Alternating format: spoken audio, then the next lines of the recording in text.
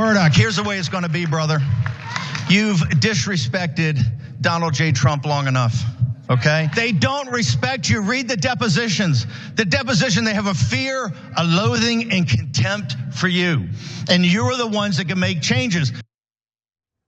Steve Bannon was speaking against Fox News during CPAC this year, and of course, providing cover for his daddy, Donald Trump. But it is worth getting into some of the new details that have been uncovered as a result of Dominion's defamation lawsuit against Fox News, because new reporting indicates that the chief executive of Fox was actually pretty upset that the network accurately called the state of Arizona for President Joe Biden first. Now, they invested quite a bit of their resources into this system to determine who wins each state. And then it ended up that since Arizona went to Biden and since their audience didn't like the results, they were punished for it and wish that they hadn't have made that call. Now, according to the New York Times, they looked into a recorded Zoom call between executives and hosts over at Fox, and here's what we know. On Monday, November 16th, 2020, Suzanne Scott, the chief executive of Fox News Media, and Jay Wallace, the network's president, convened a Zoom meeting for an extraordinary discussion with an unusual goal: how to keep from angering the network's conservative audience again by calling an election for a Democrat before the competition. And of course, the competition means other news networks, other news platforms. So the Fox executives were arguing that, maybe they should abandon this sophisticated new election projecting system in which, again, Fox had invested millions of dollars, and instead revert back to a slower, less accurate model, just so they don't feel the pressure to, report the truth to their audience, which might hurt their feelings. The details are stunning. I can't wait to give you more, but first, Cenk, I'm curious what you think. I think the context of the 2000 election is really interesting here, because back then Roger Ailes ran Fox News, and they purposely used George W. Bush's cousin to call the election for George Bush based on 537 votes out of 6 million. So that is statistically irrelevant, even if it were true, but it wasn't true. So Fox News purposely threw the election for George Bush, and they called it first, leading the other cowards at the other news stations to panic and call it for Bush when he had never won the election. Later we found out that Al Gore would have won the Electoral College. He would have won the state of Florida. Not just the popular vote, but the electoral vote. So now Fox News went another direction. They have a really accurate system, and they're saying, God damn it, why did we stray away from lying? We had it so good when we were lying, and we were helping Republicans cheat their way to victories, and now our audience is furious with us because we didn't help Republicans cheat. That's totally true. Okay, in order to live in a well-functioning democracy, you need the news media to accurately inform the public. And here you have a very clear example based on evidence, video evidence, that the executives and the hosts have an interest in lying to their audience, honestly, mostly because they're concerned about the value of Fox's stock. Of course. That's it. But guys, also remember, no one in the media talks about their own financial incentives for obvious reasons. They're not gonna tell you, hey, I'm not giving you the real news, I'm gonna give you news that makes me 40 million a year, whether it's true or not true. They're never gonna say that. They're not gonna say it on MSNBC or CNN either, right. Okay? So, but in reality, what do they care about? The only thing anybody ever cares about, especially the people in power, is the money, period. So let's read a quote from Suzanne Scott. Again, she's the chief executive over at Fox News Media. Listen, it's one of the sad realities, she said. If we hadn't called Arizona those 3 or 4 days following election day, our ratings would have been bigger. The mystery would have been still hanging out there. And so then later they talk about how CNN didn't call it because they think they wanted more of a buzz about the mystery, right? And I'm not sure that they're wrong about that at all. That might have been a factor in when CNN called things too. This idea that they don't care about ratings and they don't care about profit is lunatic gaslighting given to you by mainstream media. oh, our beloved multi-billion-dollar corporations would never care about profit. Right. We're only interested in truth and news. So during this Zoom meeting, there were Fox hosts involved. The two Fox hosts that were noted in this reporting included Bret Baier and Martha McCallum. And apparently the two main anchors suggested that it was not enough to call a state based on numerical calculations, the standard by which networks have made such determinations for generations, but that viewer reaction is more important to consider, okay? And Martha McCallum is quoted as saying, in the context of the Zoom meeting, in a Trump environment, the game is just very, very different. Meaning, no, let's just hide the reality and the facts from our audience. And so let's also rewind a little, because again, on election night, Fox News was in fact the first to call the state of Arizona for Biden, which angered Trump and his supporters. And Scott actually wasn't happy about it and suggested the next morning that Fox not call any more states until certified by authorities. Now, the formal process, the process that she was calling for, could have taken days, if not weeks. And she was somehow talked out of that, okay?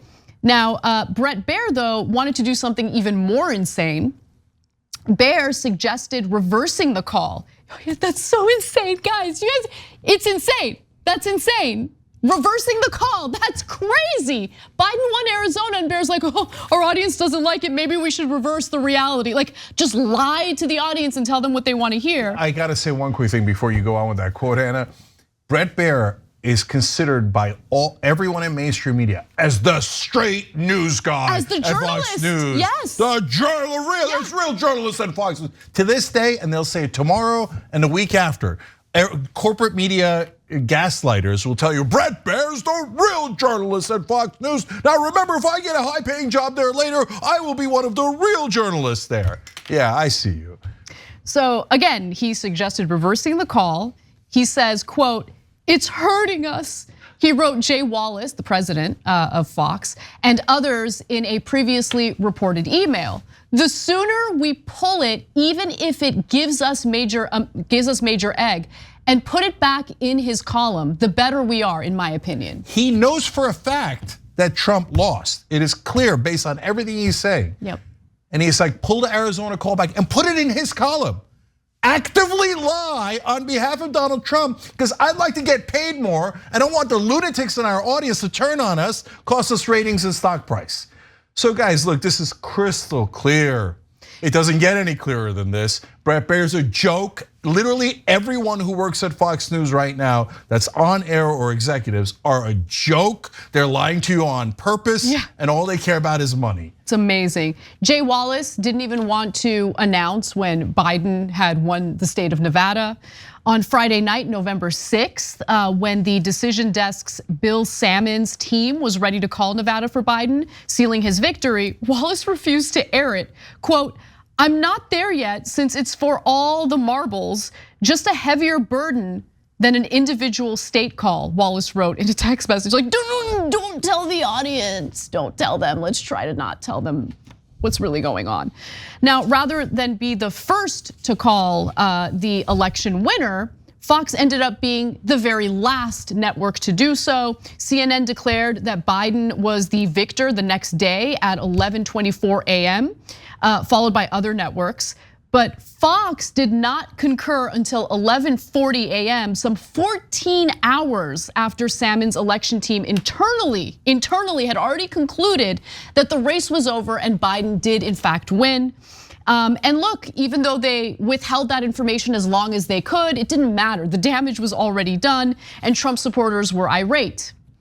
"I've never seen a reaction like this to any media company," Tucker Carlson wrote Scott in a November 9th message released in a court filing. Scott complained to a colleague that Salmon did not understand the impact to the brand and the arrogance in calling Arizona, and it was his job to protect the brand. Then the November 16th meeting happened, and Baier did not think that Fox should have been the first to call Arizona, clearly. "We are still getting bombarded. it became really hurtful. Oh, did it, Brad? I know. Did the truth hurt your feelings, Brad? I know the statistics and the numbers, but there has to be like this other layer so they could think beyond about the implications. No, by the way, they explained amazing quote. In the Zoom call, both he and McCollum never explained what the other layer was. We know what it is. Because there is no explanation other than take the truth and layer on lies on top. No, right? no, the other layer is their audience and their feelings. That's the other layer. That is what he's referring to there. Yeah, and so Bannon is right that they have, the Fox executives and hosts have great disdain for their audience. You can see it in all the internal quotes. But what the party doesn't tell you is they are correct in having disdain for their audience. Their audience demands to be lied to. If you do not lie to them, they get furious. And by the way, that's not mentioned in any of the stories. They always blame it on Baer and the executives and Murdoch, but they never point out, hey, by the way, they're all having this conversation that is absolutely correct. The ratings did go down because their audience doesn't want the goddamn truth. They just don't want it. I thought the facts don't care about your feelings. What well, happened? it turns out the facts care a lot about Republican feelings. Yeah, I guess. A lot, especially at Fox. I want to say one more thing about what Tucker Carlson said. He said the brand's gonna get hurt. Think about what Tucker Carlson thinks is the Fox News brand. He thinks it is to lie to the audience, not tell them who actually won the election, hide the facts, and cover the facts in BS that'll make their feelings better. Like, hey, you guys are still in charge. It doesn't matter that you lost. If you're a white right-winger, you're still in charge. Oh, Fox News audience loves that. Yes, I don't care about goddamn democracy. Give me the power. And that is the brand of Fox News, a bunch of lying horse crap that right-wingers love to hear. Tucker Carlson is correctly analyzing their brand. And yeah, Jay Wallace was upset at the network's success in developing a new system that accurately projected the outcome of these races, well ahead of other news networks. We created a mousetrap. Was the mousetrap too good? Part of me is like, oh, should we have been more conservative? And should we have stuck with national election pool? So that's the old way or the previous way. That they know is less accurate. That's less accurate.